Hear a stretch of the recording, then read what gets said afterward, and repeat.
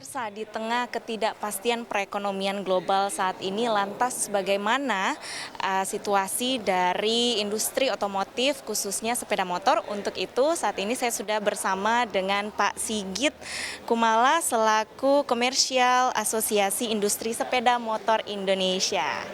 Ya, halo Pak Sigit. Ya, selamat siang. Apa kabar Pak? Baik, baik. Oke. Ya, langsung saja Pak. Bagaimana tanggapan industri motor di tengah ekonomi yang saat ini tidak menentu, terlebih jika diiringi dengan daya beli masyarakat yang ikut menurun? Ya, saat ini industri sepeda motor sudah lebih baik memasuki bulan September dan Oktober ini ya. Setelah kami mengalami kendala suplai semikonduktor. Sehingga waktu itu di semester 1 kami secara industri mengalami koreksi minus 6%. Tapi menjelang akhir September ini sudah ada perbaikan sehingga minusnya hanya sekitar 4%. Ya, kenaikan harga BBM ini kan juga berdampak ya pada industri sepeda motor begitu.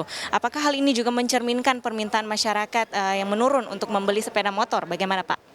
Saat ini permintaan sepeda motor secara dari market masih cukup bagus, belum ada tanda-tanda terkendala, mengingat dari hasil survei juga roda 2 ini merupakan alat transportasi yang mudah terjangkau harganya dan lebih efisien dalam penggunaan bahan bakar. Seperti apa Pak ini tren penjualan terakhir nih dari Januari hingga September ini? Apakah mengalami penurunan atau sebaliknya? Bagaimana Pak? Kalau dibandingkan dengan periode yang sama tahun lalu memang mengalami koreksi 4%. Tapi kami terkendala dari semikonduktor. Kalau ini tidak terkendala, tentunya akan melewati dari penjualan tahun lalu.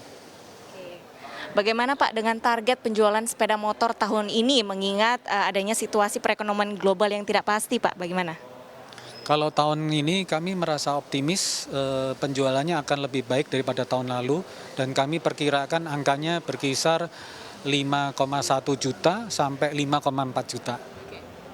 Baik Pak, ini kan masih terkait dengan target nih Pak, bagaimana dengan prospek industri sepeda motor di tahun depan mengingat adanya ancaman resesi yang menghantui, seperti apa Pak? Memang terhadap pandangan beberapa ahli yang tahun depan akan ada resesi, tapi kami sudah menyikapinya secara internal dan kami berusaha tahun depan tetap ada pertumbuhan roda 2 khususnya dan kami menargetkan tahun depan itu berkisar 5,4 sampai 5,6 juta. Baik Pak, seperti apa sih Pak kebijakan pemerintah terhadap industri otomotif sepeda motor saat ini? Kami sangat berterima kasih atas kebijakan dari pemerintah yang sangat mendukung industri roda 2 dan kami akan tetap mendukung kebijakan dari pemerintah terutama khususnya dunia otomotif dan roda 2 dan kami sekarang bekerja sama dengan pihak prinsipal kami agar bisa menghasilkan produk-produk yang telah ditetapkan dengan kebijakan pemerintah.